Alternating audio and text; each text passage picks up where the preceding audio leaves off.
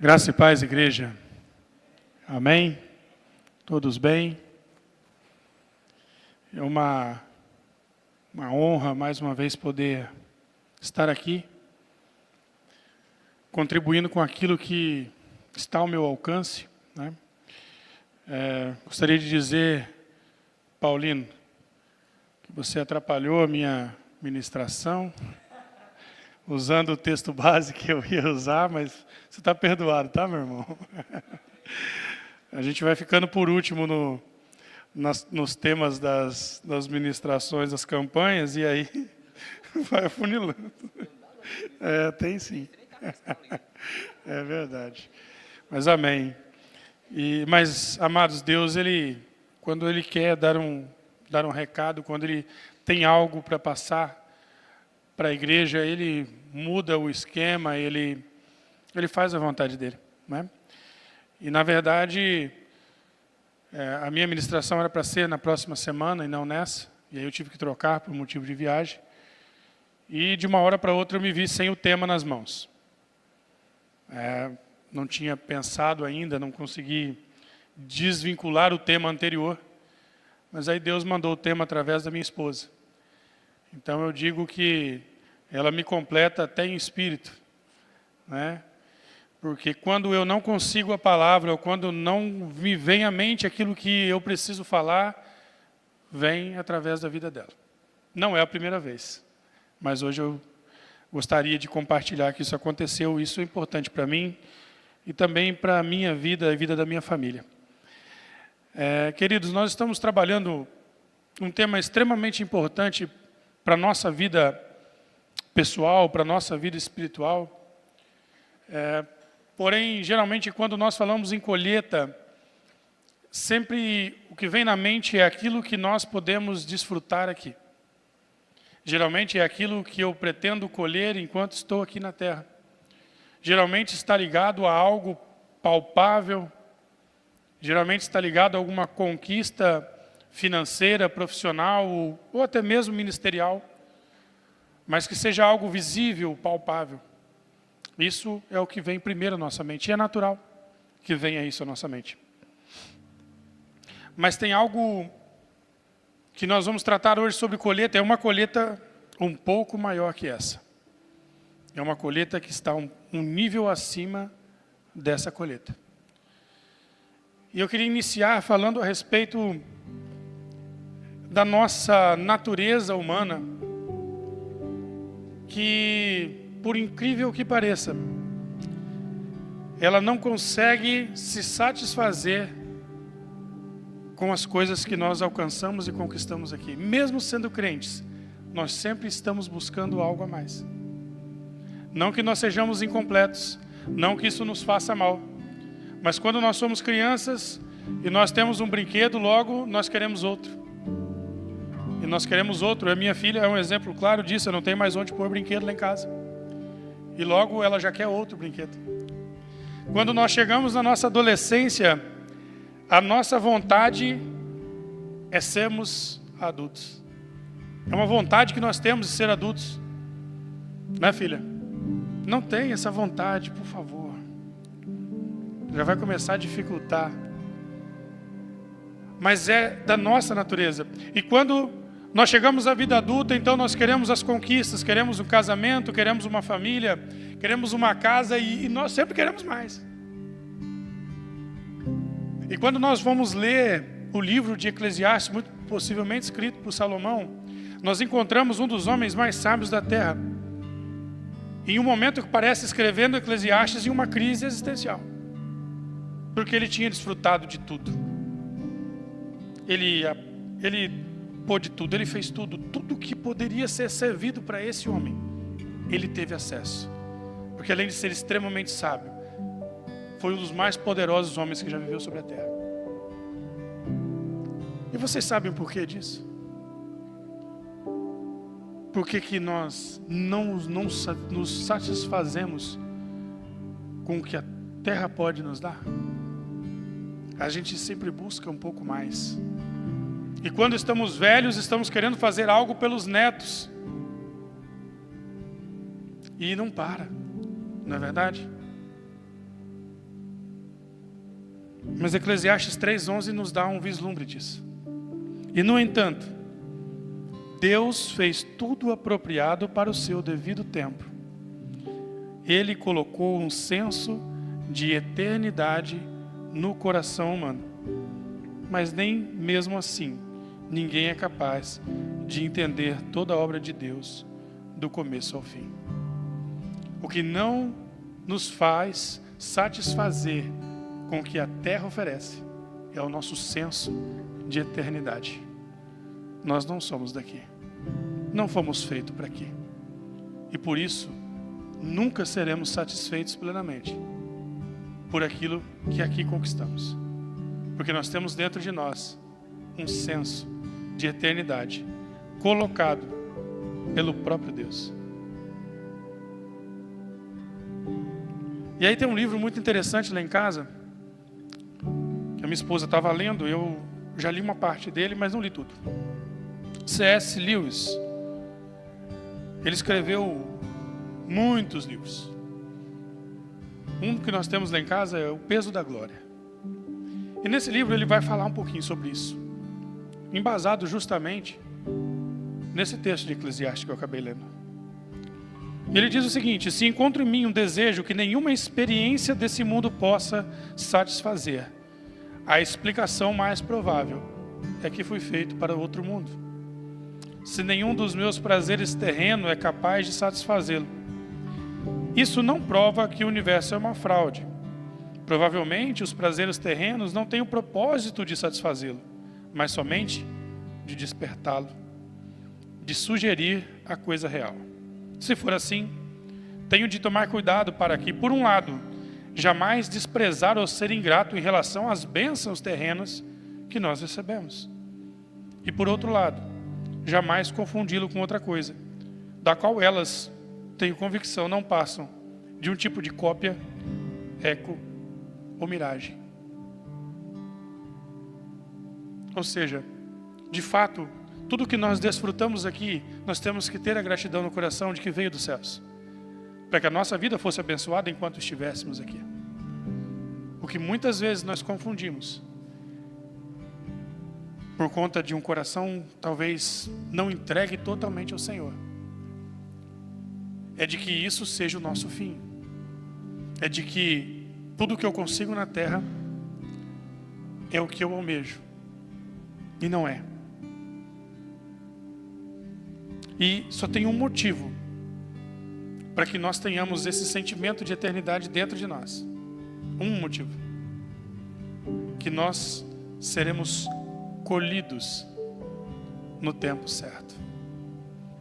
Todos nós fomos germinados aqui na terra. E nós seremos colhidos. E por isso, o tema da nossa ministração de hoje é a grande colheita. Nós somos essa colheita. Nós somos essa colheita. Então, o tempo de colheita, amados, não é apenas aquilo que eu posso conquistar, não é apenas aquilo que Deus vai entregar na minha vida aqui, mas sou eu. Nós somos a colheita e nós precisamos ter muita consciência disso, porque não há colheita maior que as almas que o Senhor escolheu, que as almas que se entregaram a Ele, que as almas que tiveram acesso aos pés do Senhor através do sangue de Jesus. Amém, queridos? Esse não era o nosso texto básico. Agora a gente vai entrar num texto base da nossa ministração. Eu gostaria que vocês pudessem abrir as suas Bíblias e também aqui no telão.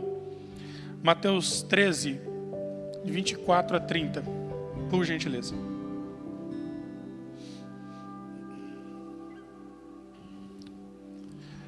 Esta foi outra parábola que Jesus contou. O reino dos céus é como um agricultor que semeou boas sementes em seu campo. Enquanto os servos dormiam, seu inimigo veio, semeou o joio no meio do trigo e foi embora. Quando a plantação começou a crescer, o joio também cresceu. Os servos do agricultor vieram e disseram: o campo em que o Senhor semeou as boas sementes está cheio de joio. De onde ele veio? Um inimigo fez isso, respondeu o agricultor. Devemos arrancar o joio? Perguntaram os servos. Não, respondeu ele. Se tirarem o joio, pode acontecer de arrancarem também o trigo. Deixem os dois crescerem juntos, até a colheita. Então direi aos ceifeiros que separem o joio, amarrem em feixes e queimem-no, e depois guardem o trigo no celeiro. Amém? Amados, aqui, nesse momento, Jesus já havia falado algumas outras parábolas, e ele estava na praia, em Cafarnaum, e subiu no barco porque tinha muitas pessoas na praia. Então, neste momento, ele falou às pessoas essa parábola e algumas outras também. Esse joio que é mencionado aqui, ele tem um nome estranho, mas é Lolium temulentum, ou joio, ou também azevém. Essa planta é extremamente parecida com o trigo no início da sua brotação. Porém, depois que ela cresce um pouco, se distingue do trigo. Você consegue observar a diferença. Porém, o trigo produz alimento, bons grãos, algo que é usado como base da nossa alimentação. O joio não.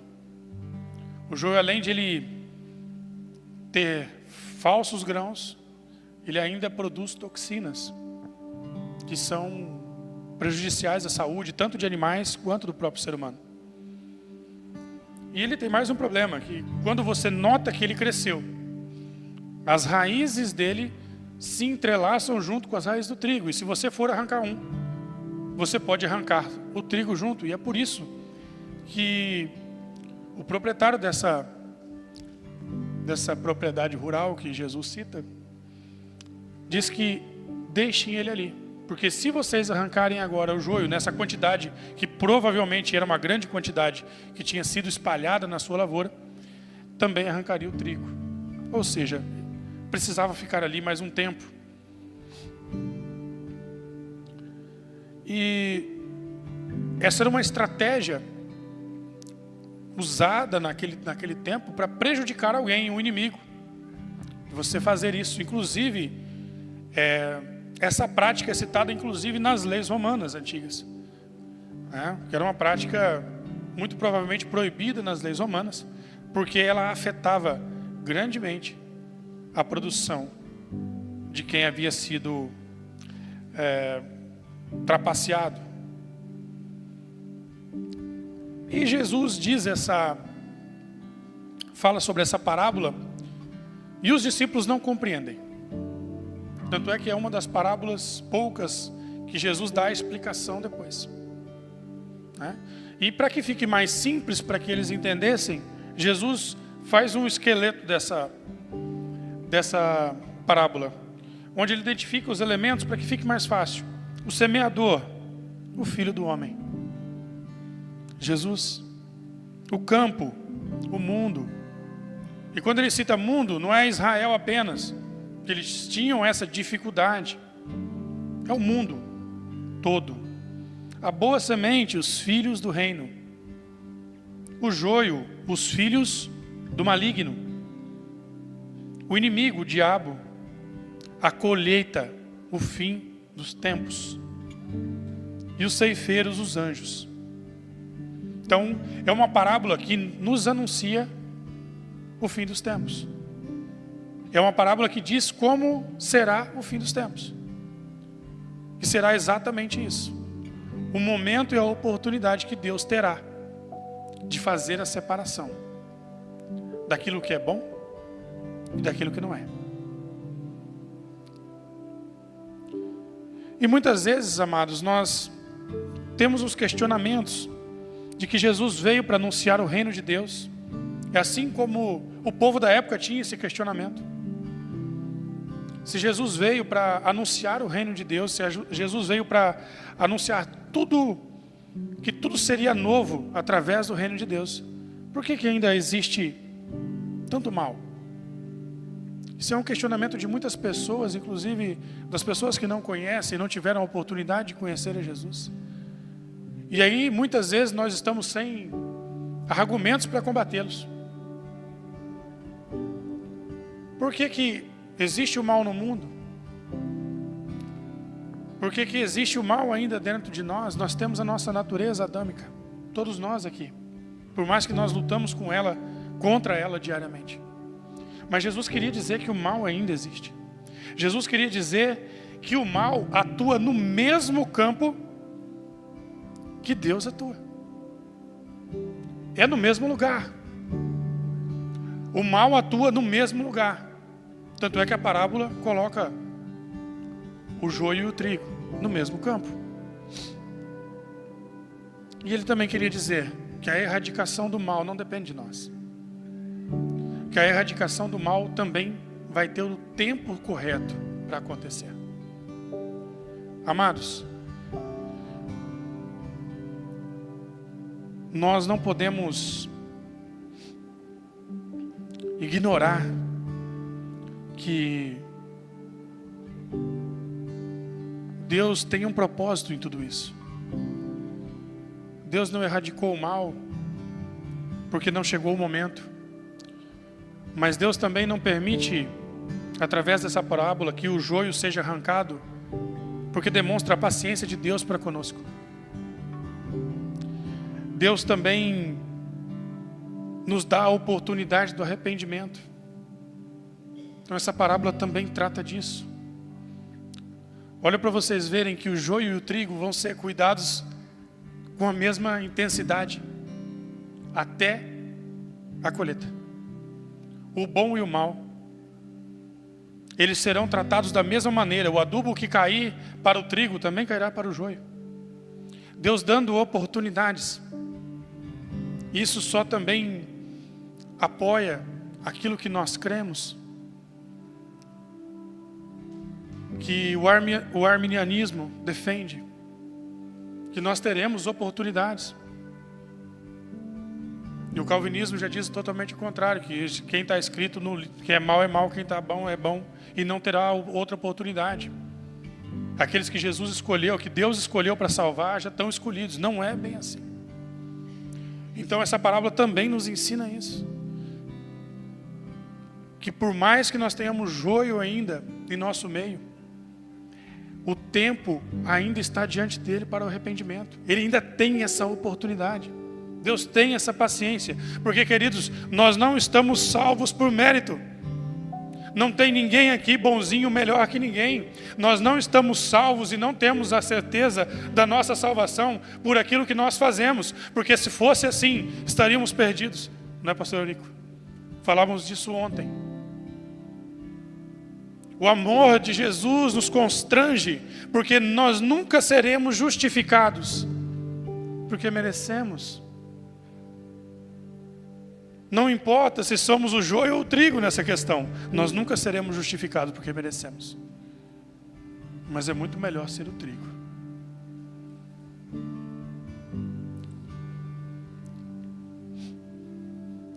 Porém, dentro dessa análise, muitas vezes, nós julgamos irmãos.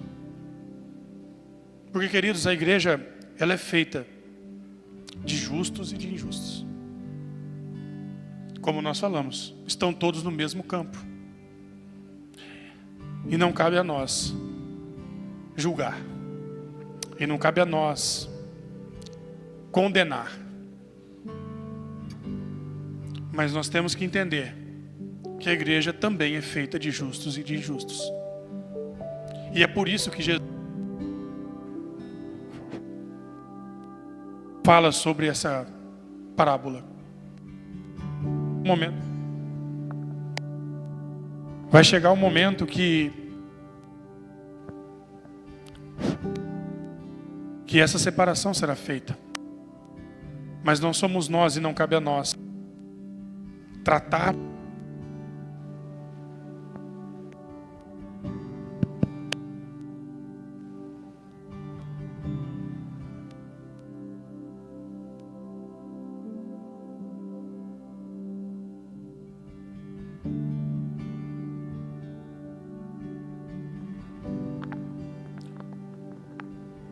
Obrigado, Paulino.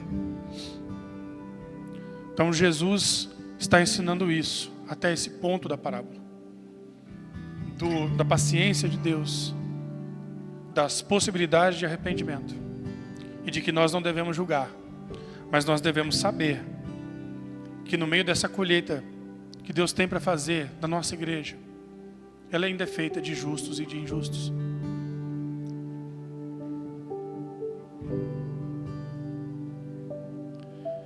Mas tem um que é a principal semente. A principal semente que tirou de nós sementes inúteis, que não germinariam de forma alguma, é Jesus Cristo. João 12, 24.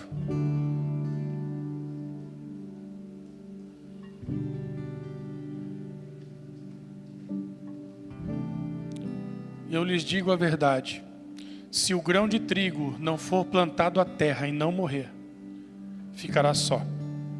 Sua morte, porém, produzirá muitos novos grãos. Isso daqui é um apontamento do que Jesus fez. Por que ele fala do grão morrer? Eu já ouvi o pastor Ricardo explicando isso.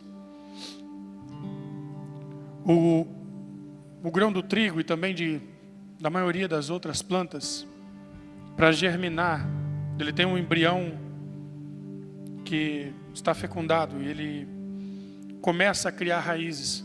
Porém, a única nutrição que ele tem até que as raízes consigam chegar ao solo é o próprio grão.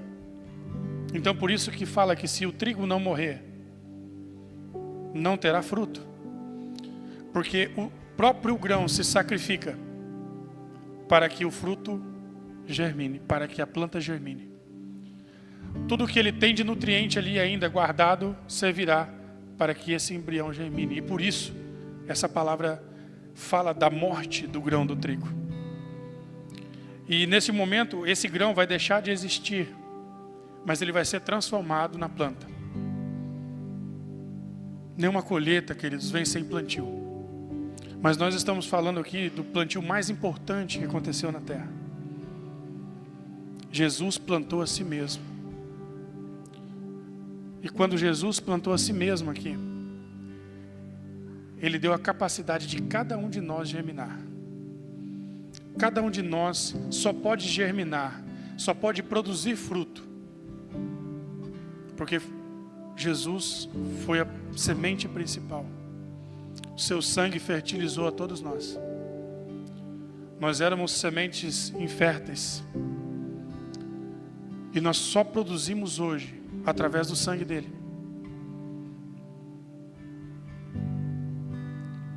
Na cruz ele foi como um grão que caiu na terra.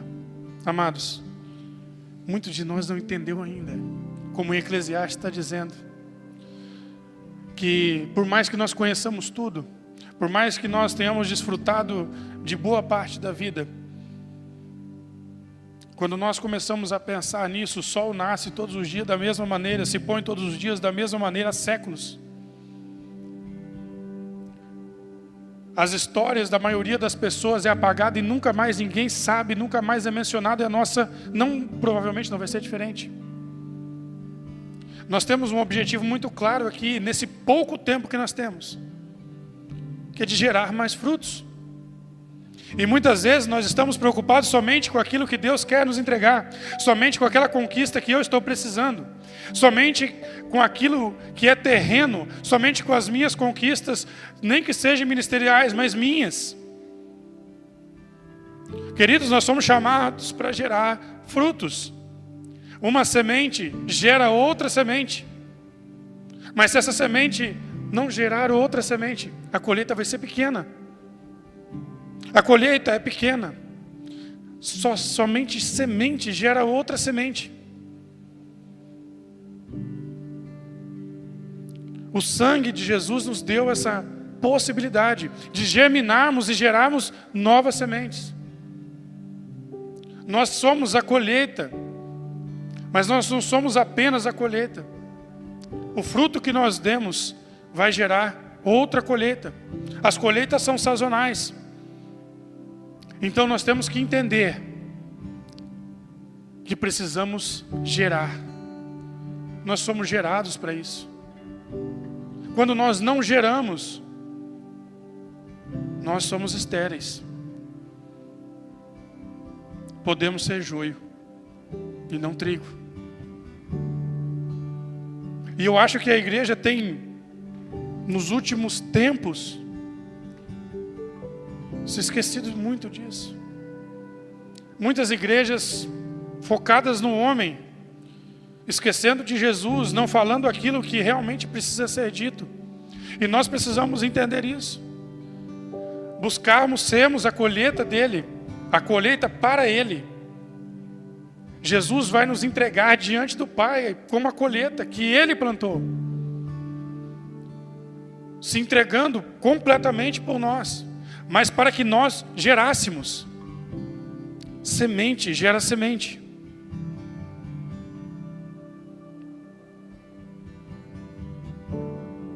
E nós não podemos nos enganar, queridos.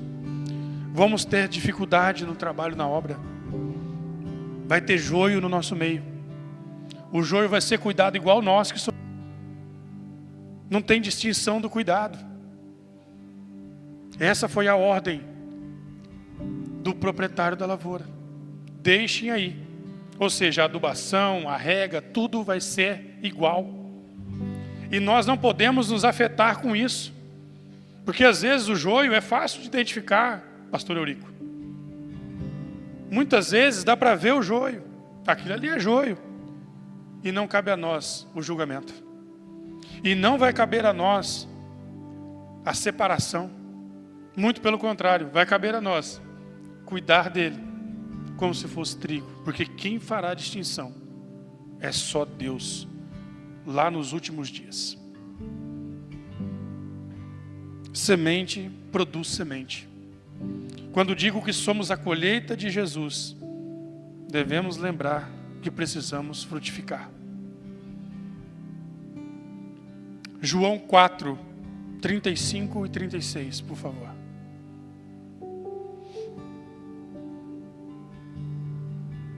Mas eu lhes digo, despertem e olhem em volta. Os campos estão maduros para a colheita. Próximo. Os que colhem já recebem salário, e os frutos que ajuntam são as pessoas que passam a ter a vida eterna. Que alegria espera tanto o que semeia, como o que colhe. Que palavra profunda. Ele está dizendo que os campos estão prontos, estão de fato. Nós não podemos dormir para isso. Senão o ladrão vem e rouba a nossa colheita.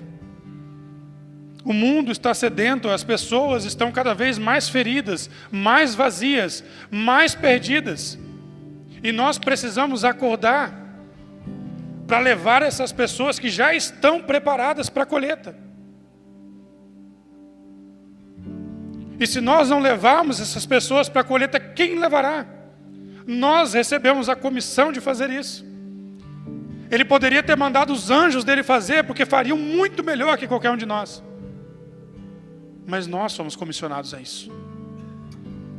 Há pessoas prontas para ouvir, corações preparados para receber, e vidas aguardando a salvação, e esperando de nós essa frutificação. Aguardando de nós a atitude, porque daí eles serão colhidos. Ou seja, nós precisamos agir. Nós somos colheita, mas precisamos gerar colheita. Somente a semente gera outra.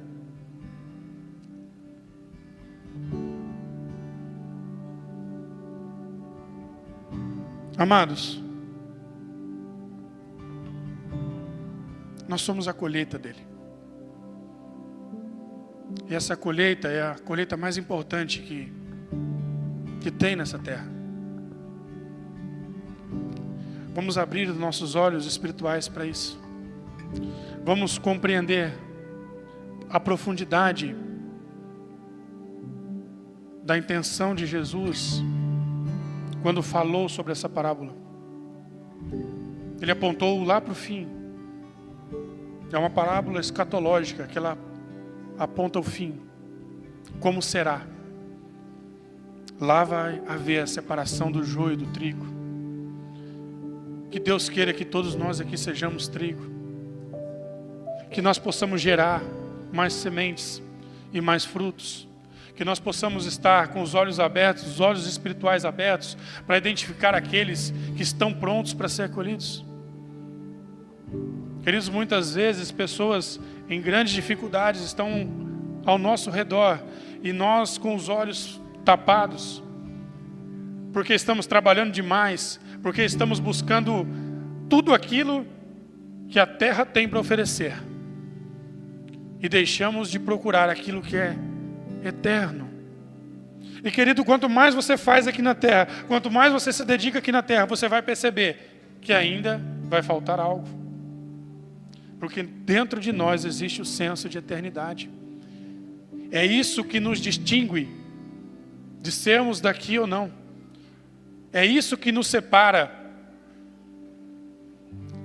o joio do trigo. O senso de eternidade. Não adianta a gente buscar só o financeiro. Não adianta a gente buscar só o profissional. Muito pelo contrário. Busque em primeiro lugar o reino de Deus. E as demais coisas serão acrescentadas. Em primeiro lugar. Isaías 53:11, para finalizar.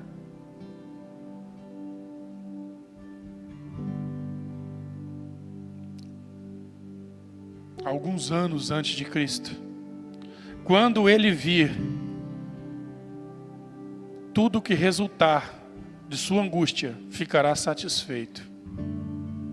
E por causa de tudo que meu servo justo passou, ele fará que muitos sejam considerados justos, pois levará sobre si os seus pecados. Amados, quando Jesus veio naquela época, eles esperavam um rei que libertaria eles da opressão. Jesus não morreu por sistema. Jesus não morreu por nenhuma religião. Jesus não morreu por nenhuma estrutura política. Ele morreu por mim e por você, com um único objetivo: nos apresentar como colheita diante do Pai. Você e eu somos fruto do sofrimento dele. E precisamos frutificar para honrar o que ele fez por nós. Somos a colheita de Jesus. E como semente gera semente, precisamos cumprir a nossa missão. Temos dentro de nós o toque da eternidade. E por isso, só que é eterno, e por isso só o que é eterno pode nos satisfazer completamente. Fique de pé neste momento.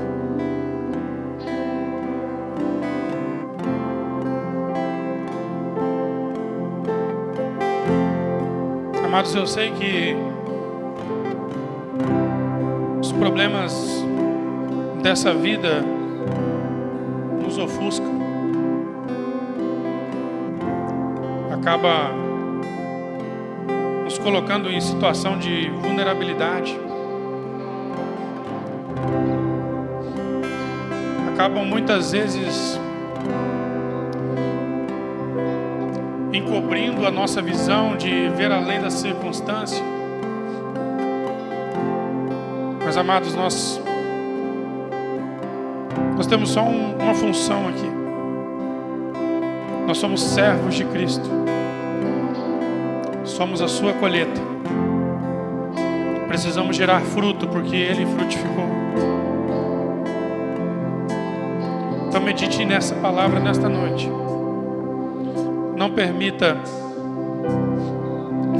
que Que os problemas dessa terra ofusquem a sua visão, que atrapalhem você de enxergar a maravilha que foi as atitudes de Jesus nessa terra em nosso favor. Não deixe que os seus problemas ofusquem a graça de Jesus na sua vida, porque a sua vida vai gerar vida. A sua vida precisa gerar vida. Enquanto o louvor vai cantar, pense profundamente nisso.